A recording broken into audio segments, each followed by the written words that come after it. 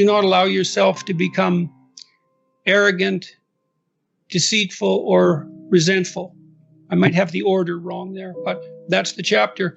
Yeah, it opens with a discussion of why you would get resentful. It's like, well, culture is arrayed against you, so you're the target of tyrannical forces that are beyond your control. They're arbitrary. They don't work in your interest, at least not entirely. And the more eccentric you are, let's say, the more tyrannical culture will be to you. And so you're stuck with that. And then nature conspires to destroy you constantly and is going to do that with pain and anxiety and aging. And then there's the uncontrollability and darkness of your own psyche. And everyone faces those. Now, we face the positive elements of those too, the beneficence of culture, the beauty of nature, the glory of the human spirit. That's there as well. You have reasons to be deceitful, resentful, and arrogant, but it's not a good game unless you want to produce hell. You know, I took the idea that we were supposed to learn something from the horrors of the Second World War seriously. Never forget. Okay, you can't remember what you don't understand. So what are we supposed to remember? What are we remembering? The fact that all these people were murdered? No, we're supposed to remember that that was a revelation of the genocidal nature of the human psyche. That's partly why I'm so impressed, let's say, with the story of Cain and Abel. I dealt with that in my biblical lecture series and in my writings. You know, the first two human beings, according to the book upon which our culture is predicated, for better or worse, the first two human beings, brothers, the adversary and the hero, the archetypal adversary and the hero, put right at the beginning of that amazing book. It's the beginning of history. Cain's sacrifices are rejected by God. Okay, well, how do we understand that? That's easy once you know the key. You make sacrifices to make the future better. Well, what if that doesn't pay off? Well, you know, think about that. You know what that's like. You endeavor to do something, and it doesn't work. You're not appreciated for who you are. You fail. Maybe you failed despite your best efforts. Well, are you rejected by God? Well, it's as if you're rejected by God. Does it make you resentful? Does it make you bitter? Does it make you want to pull down the successful? Does it make you want to pull down the successful out of spite?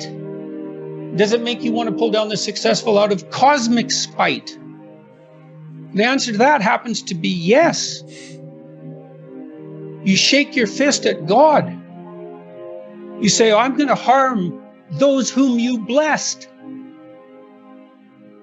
And no wonder. It's no wonder. You know, it's harsh that the rewards of life are indiscriminately distributed. It's hard on everyone.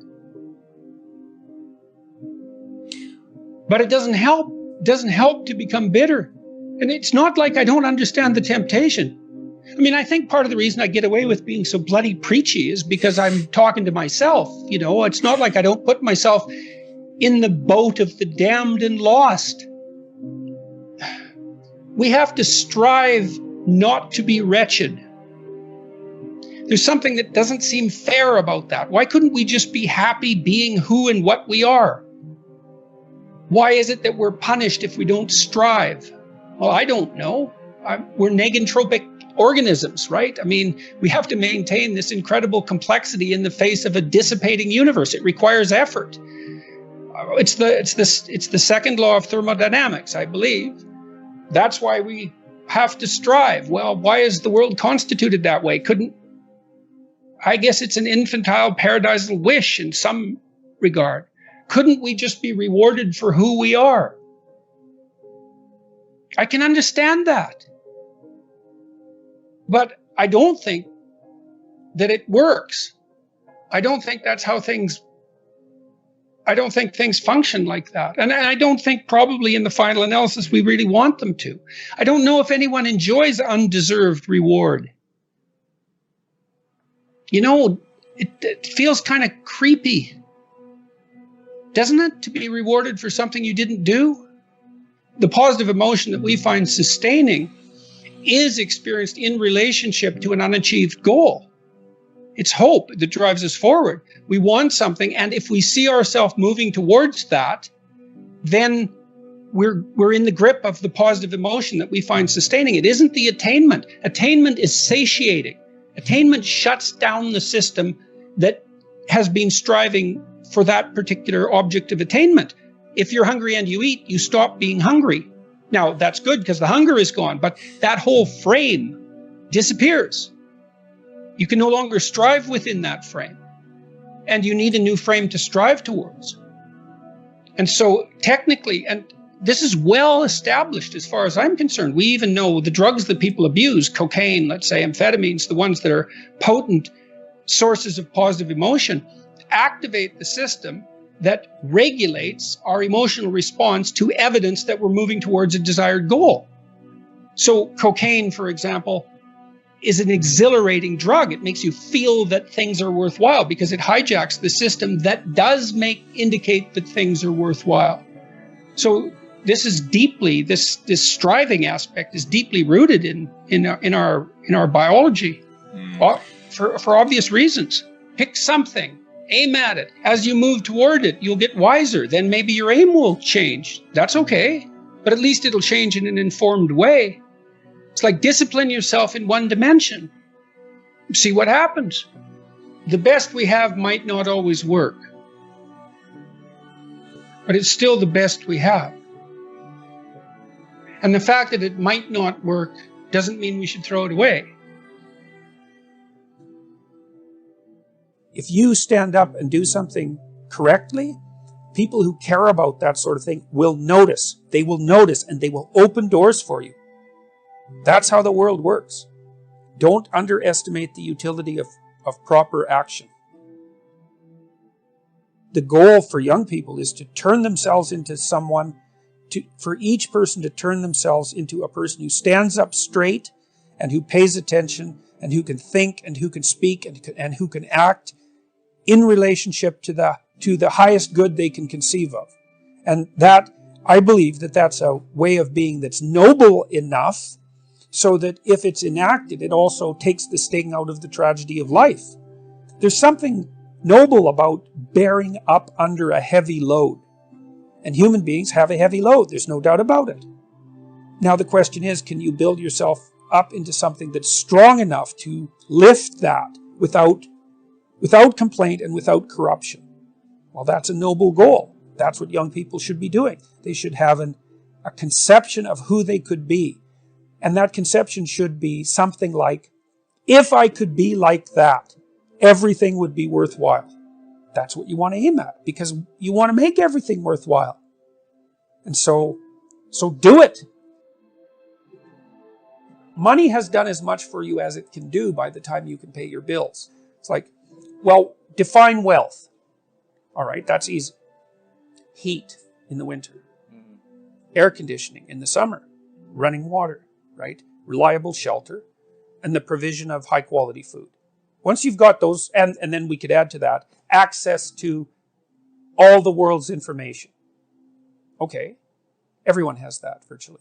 Unless you've fallen right out of society. Maybe we could add reasonable access to healthcare to that. Although for most people, especially if they're young and healthy, that's irrelevant. But once you have those first 6 things, indoor plumbing, for example, you're already overwhelmingly rich by historical and even worldwide standards. You're already in the top 1/10 of 1% of all the human beings that have ever lived. And incremental movement past that just doesn't make that much difference, So maybe you have a 10-year-old Hyundai Sonata. I have one of those. It's like, well, I could have a McLaren. But the incremental difference when we're stuck in a traffic jam is 0. So the radical leftists overestimate the utility of wealth in relationship to its capacity to solve the fundamental problems that beset human beings. So rich people get cancer. Rich people get divorced. Rich people get estranged from their children. They develop drug and alcohol problems. Like, They're sued constantly for what they're doing. They're engaged in legal battles, and their lives tend to be extraordinarily complex because it's not easy to handle money. It disappears, man, if you don't keep an eye on it, if you're not watching it and monitoring it and earning it, generally speaking, it disappears. And that most family fortunes disappear in 3 generations. And most Fortune 500 companies only last 30 years. And there is a 1%, but it churns, you know. The 1% 10 years ago, they're not the same people that are the 1% now. People don't understand very well because they don't look into it at all, is that most of the people who are in the 1% are old. So what do you want to be? You want to be young and poor, old and rich. Yeah. You know, like what happens is if you're lucky as you move through life, you trade your youth for security, roughly speaking. But, you know, you're 75 and you have $5 million. Well, yeah, okay. You're 75. And of course, the amount of wealth people have accumulates as they get older. Well, you know, if the person is fortunate and sensible, because they save up their money and they've had much more time to work. And so most of these things are multivariate problems, right? Why is there a 1%? Well, because the patriarchy is oppressive. It's like, yeah, okay, that accounts for 5% of the variance or 10% of the variance if you want to really like push your argument. But then all sorts of other things kick in. Health is a good one, and intellectual power and conscientiousness and good luck and social network and timing is a huge part of it, and a lot of that's just random. Yeah. There's endless numbers of contributors to wealth disparity, not the oppression of the patriarchy. Jesus, you know, people who think that should be embarrassed at their stupidity. And the reason I'm saying that is because you don't really start talking that way till you've been educated a little bit.